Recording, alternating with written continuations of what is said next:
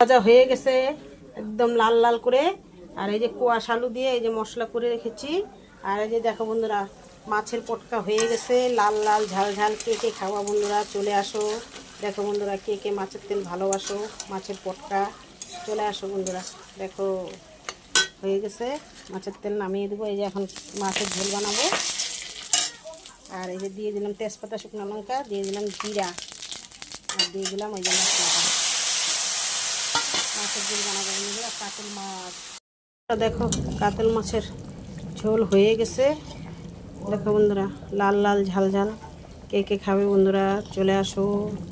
দেখো বন্ধুরা, কালারটা কেমন হয়েছে বন্ধুরা কমেন্ট করে জানিও বন্ধুরা। দেখো বন্ধুরা, কাতল মাছের ঝোল হয়ে গেছে। এই যে এখন নামিয়ে দিব।